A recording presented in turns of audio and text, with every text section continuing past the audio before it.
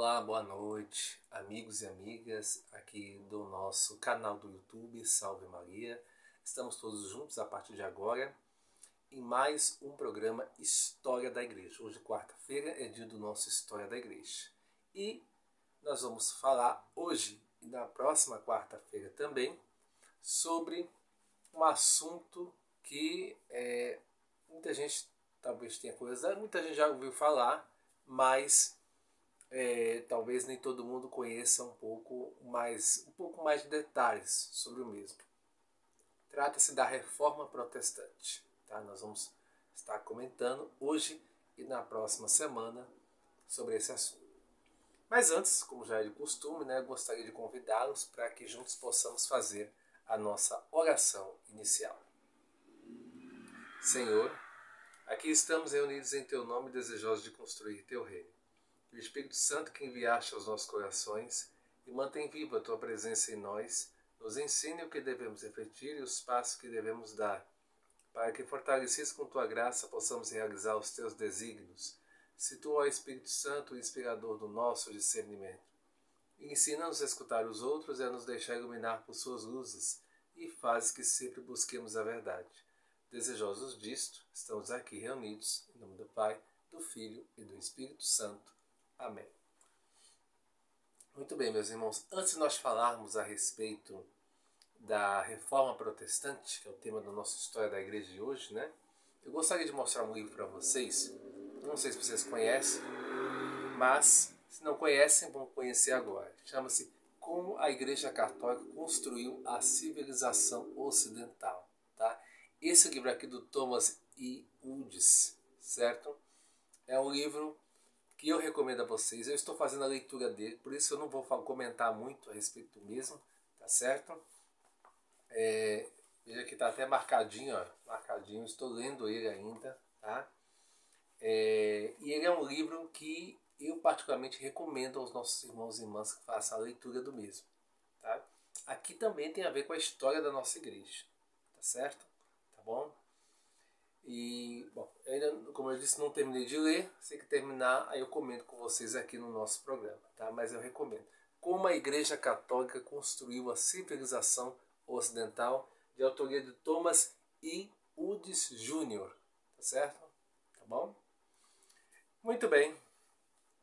A Reforma Protestante completou este ano de 2023 506 anos, exatamente no dia 31 de outubro de 1517.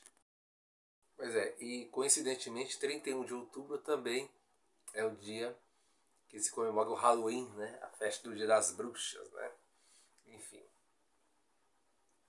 A Reforma Protestante, embora amplamente preparada, surgiu na história quase de repente. Parecia tratar-se a princípio de uma questão pessoal, puramente religiosa, do frade Martinho Lutero. Mas, dando o clima em que ressoou, tomou vastas proporções eclesiásticas e políticas que ninguém imaginava. Infelizmente, a obra de Lutero não se tornou aquilo que havia muito o povo e os príncipes cristãos esperavam: a renovação da igreja pela eliminação dos abusos, sem alteração da fé e da constituição da igreja.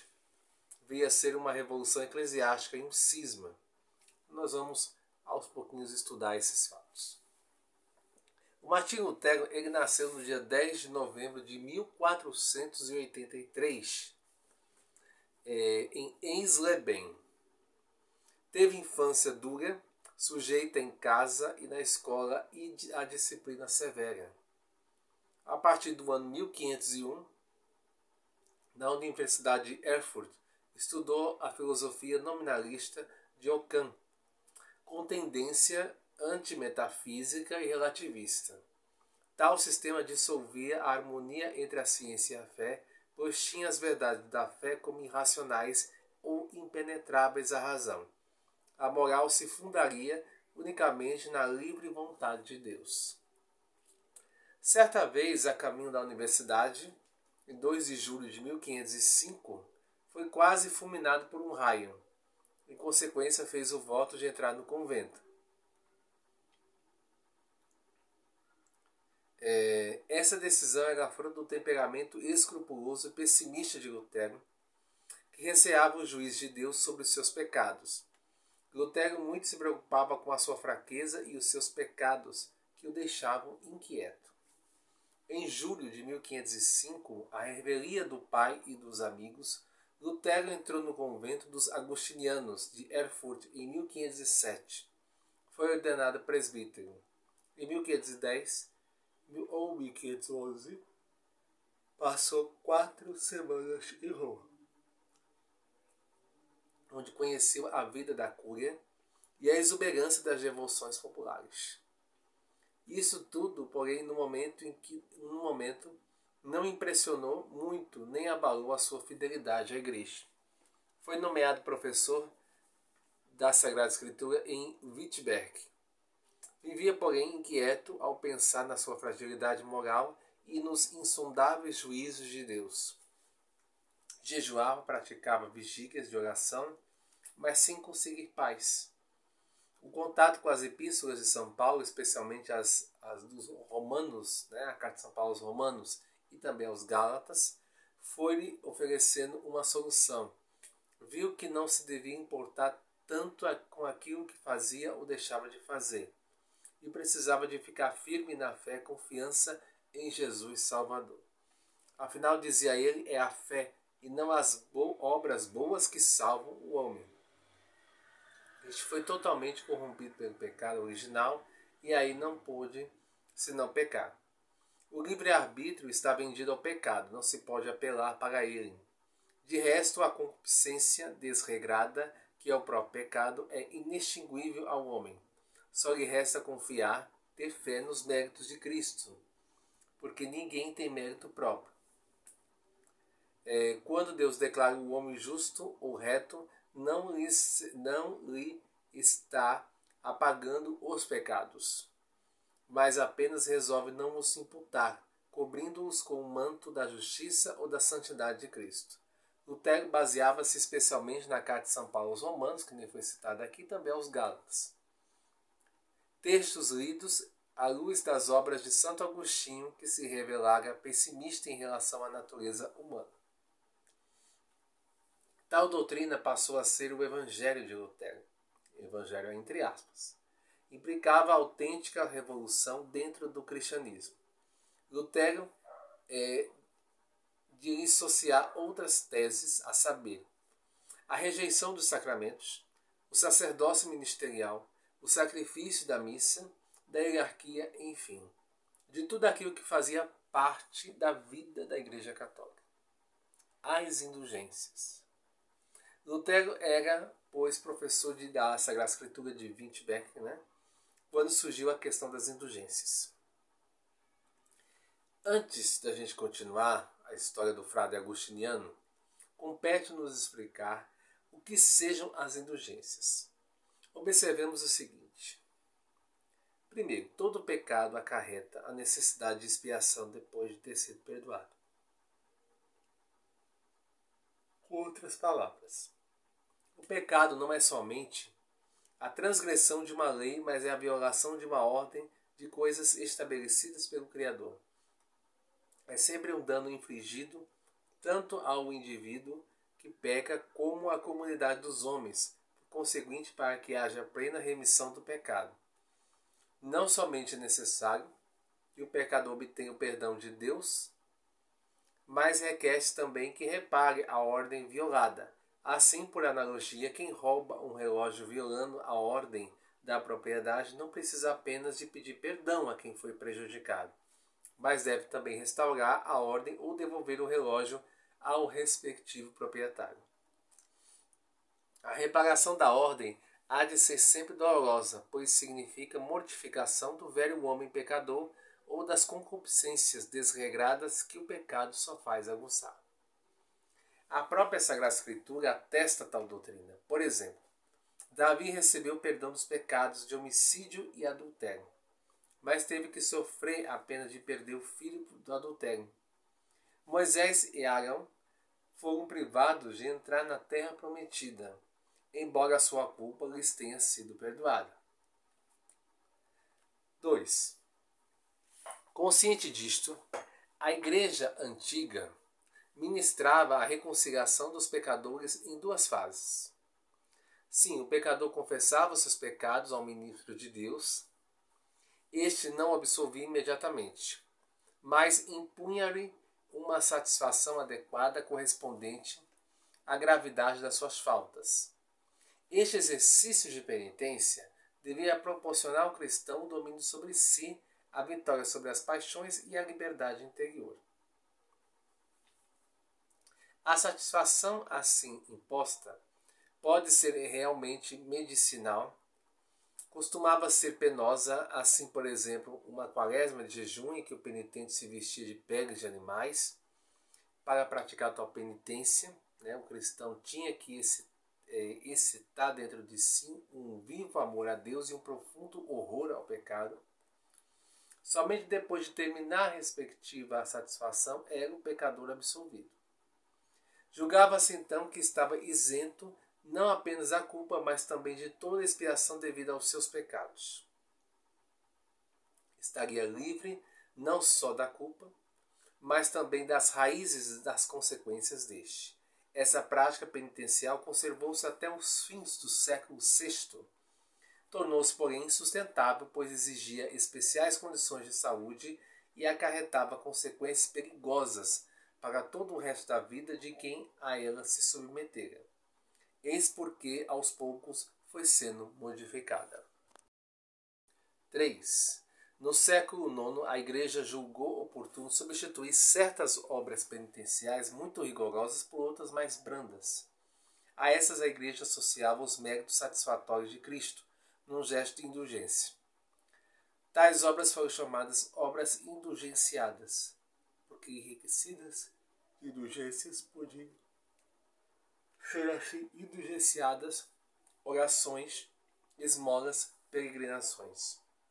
Está claro, porém, que estas obras mais brandas, enriquecidas pelos méritos de Cristo, só tinham valor satisfatório se fossem praticadas com as disposições interiores que animavam os penitentes da Igreja antiga a prestar uma quarentena de jejum ou outras obras rigorosas. Não bastava, pois, rezar uma oração ou dar uma esmola para se libertar das consequências do pecado. Mas era preciso fazê-lo com o amor a Deus e o repúdio ao pecado que encorajavam os penitentes da Igreja antiga. Vê-se, pois, o que era e é muito difícil ganhar indulgências. Mas ninguém podia ou pode ganhar indulgência sem que tivesse ou tenha anteriormente confessado as suas faltas e houvesse ou haja recebido o perdão das mesmas. A instituição das indulgências não tinha em vista apagar os pecados, mas contribuir mediante a provocação de um ato de grande amor para eliminar as consequências ou os resquícios do pecado. Por conseguinte, a Igreja nunca vendeu o perdão dos pecados, nem vendeu indulgências. Isso aqui praticamente é um dos grandes motivos, que o pessoal alega, alguns historiadores alegam, para que Lutero pudesse haver essa separação, na época de Roma. O perdão dos pecados sempre foi pré-requisito para as indulgências. Quando a Igreja indulgenciava a prática de esmolas, não tencionava dizer que o dinheiro produz efeitos mágicos, mas queria apenas estimular a caridade ou as disposições íntimas do cristão para que conseguisse libertar-se das escórias remanescentes do pecado. Não há dúvida, porém, de que pregadores populares e muitos fiéis cristãos dos séculos XV e XVI usaram de linguagem inadequada ou errônea ao falar de indulgências. Foi o que deu ocasião aos protestos de Lutero e também dos reformadores. 4. As indulgências podem ser adquiridas também em favor das almas do purgatório. Estas precisam de se libertar das escórias dos pecados com as quais deixavam a vida presente. Para tanto necessitavam da graça de Deus que os fiéis viventes nesse mundo podem solicitar mediante a prática de boas obras indulgenciadas. Todos os fiéis que foram enxertados em Cristo pelo batismo e vivem em plena comunhão com a Igreja constituem uma grande família solidária e unida para si, em si pela caridade. Em consequência, os méritos de uns redundam em benefício de outros. Os atos satisfatórios que as almas retas prestam a Deus podem auxiliar outros cristãos que precisem de expiar, seja aqui na terra, seja no purgatório. Em outros termos, pelas nossas preces, pelas nossas boas obras e pelos nossos atos de mortificação, unidos aos méritos de Cristo, podemos ser úteis não só a nós mesmos, mas também aos nossos irmãos que devem prestar satisfação a Deus por seus pecados. Esta solidariedade, que se chama comunhão dos santos, esta expressão designa a comunhão de bens espirituais ou de coisas santas, segundo a qual vivem os filhos da igreja. Uma alma que se eleva, que se enriquece a Deus, eleva o mundo inteiro. Eis como se deve entender a prática das indulgências, até hoje recomendada pela Santa Igreja, mas frequentemente acabando sendo mal entendida, né? A fim de custear a construção da nova Basílica de São Pedro em Roma, o Papa Júlio II, em 1507, e Leão X, em 1514, promulgaram indulgência plenária para qualquer cristão que recebesse os sacramentos e deste esmola. Foi nomeado comissário da indulgência para grande parte da Alemanha em 1515 o jovem príncipe Alberto de Brandesburgo, desde 1503 arcebispo de Magdeburgo e administrador do bispado de Halberstadt. Desde 1514, também arcebispo de Mungúcia. Alberto era homem frívolo e mundano. Contraíra uma dívida de 29.000 florins com os banqueiros Fugger de Augsburgo, a fim de pagar as taxas devidas à Santa Sé por estar acumulando 3 bispados. Então, de acordo com os representantes papais, resolveu que metade das esmolas indulgenciadas ficaria para a construção da Basílica de São Pedro, enquanto a outra metade serviria para saldar a dívida junto aos banqueiros. Ora, na Alemanha já reinava prevenção contra as indulgências por causa de abusos de oficiais eclesiásticos. O pregador de indulgências nomeado por Alberto, o dominicano João Tézio, incorria também ele nesses abusos. Afirmava que para adquirir a indulgência em favor dos defuntos bastava a esmola sem o estado de graça do doador, que era errôneo. Quando certa vez Tézio, perto de Wittenberg, pregava, Lutero resolveu insurgir-se contra o pregador na tarde de 31 de outubro de 1517. À porta da igreja de Wittenberg, afixou, conforme o costume das disputas acadêmicas, uma lista de 95 teses em latim sobre as indulgências e pontos conexos. A culpa, a pena, a penitência, o purgatório, o primado papal. A intenção de Lutero era apenas a de combater abusos e pôr em clara luz a doutrina ortodoxa. Na realidade, porém, as suas teses significavam a rejeição não somente das indulgências, mas também do ministério da Igreja, em prol da salvação dos homens. Entre outras coisas, o frade agostiniano, Lutero, afirmava: o Papa só pode perdoar apenas que ele mesmo, conforme o seu juízo ou conforme as leis eclesiásticas, tenha imposto. As indulgências não podem ser aplicadas às almas no purgatório. A verdadeira contrição sem decreto de indulgências confere ao cristão plena remissão do pecado e da culpa. A Igreja hierárquica, na remissão das culpas, toca apenas uma função declaratória, isto é, a Igreja apenas pode reconhecer que o penitente já foi diretamente perdoado por Deus no seu íntimo em virtude do seu arrependimento.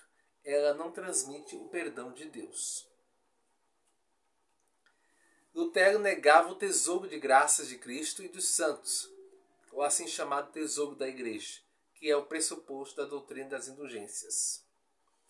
Nesta lista de Wittenberg não aparece a tese da fé fiducial, fé, confiança, mediante o qual o cristão seria salvo. Mas ocorre um conceito equivalente ao da penitência meramente subjetiva. A contrição pessoal substituiria a penitência sacramental. A mediação de igreja como sacramento primordial era posta de lado em benefício de uma atitude meramente subjetiva do cristão diante de Deus. A reforma protestante se achava toda em germe na atitude e também nas teses de Lutero. Tá? Então, na próxima semana, nós vamos dar continuação à segunda parte dessa reforma protestante e entender também por que é importante entendermos a reforma protestante. Tá certo? Tá bom? Muito bem, vamos ao nosso momento de pedido de oração. Gostaria então de rezar por todas as almas que estão no purgatório, né? Em especial pelos meus pais, meu irmão, pela minha tia Maria Fernanda dos Santos e também por Dona Maria Belmira Bento. Pela recuperação da saúde de Dona Romana Maria de Jesus, por Dona Sulema, por Dona Ana Lúcia, pelo Paulo Luiz, pelo Monsenhor Guilherme, pela Carla Sibeli, pelo avô e a mãe do José Luiz, pela libertação de Isaura Fabiana, Adriana Araújo, Judite Júlia, a Dona Luzinete, João Lucas, o Luiz Benícios, o Júlio e Benedita, que são os avós do Kleberson. Por todos aqueles que estão desempregados, em especial por Dona Ana Lúcia, Paulo Nazário, eu e também a Luciclécia, pelo Kleberson em especial, né, e também pelo fim dessa guerra, né, lá no Oriente Médio, pelo Papa, pelos bispos do mundo inteiro, pela santificação do clero mundial, pelos diáconos Marinaldo Souza e também Carlos Foiani, por todos os leigos, em especial pelos nossos amigos e amigas de qualidade, a Luciclécia, a Dona Vera Lúcia, e também por todos, né, que fazem parte, né, do nosso apostolado de defesa católica, que acompanham as nossas redes sociais no momento, certo? Pelo nosso apostolado de defesa católica também, claro, né? Rezemos também, foi um acidente que aconteceu aqui, mas vamos seguir. Rezemos também pela união de todos os cristãos, a única igreja do nosso Senhor Jesus Cristo, que é a Igreja Católica Apostólica Romana, e que assim Deus possa atender a todos os nossos pedidos. Amém. Vamos lá, meus irmãos e irmãs, as nossas orações finais. Vamos lá? Pater noster, quis in celis sanctificetur nomen tuum, adveniat regnum tuum, fiat voluntas tua, sicut in cielo et in terra. Pane nostrum quotidianum da nobis hodie, et dimitte nobis debita nostra, sicut et nos dimittimus debitoribus nostris, et ne nos inducas in tentationem, sed libera nos a malo. Amém. Ave Maria, gratia plena Dominus tecum, benedicta tu in mulieribus et benedictus fructus ventris tui, Iesus. Santa Maria, Mãe Dei, ora pro nobis peccatoribus, nunc et nora mortis nostri. Amém. Glória Patri et Filio et Spiritui Sanctus, sic in principio et nunc et semper, et in saecula saeculorum. Amém. Muito bem, meus irmãos e irmãs, estamos encerrando mais um programa do nosso apostolado, História da Igreja, hoje dando início, né, à Reforma Protestante. Na próxima semana a gente continua a segunda parte deste assunto, se Deus quiser. Ok? Então é isso. Fiquem todos com Deus e até a próxima. Salve Maria.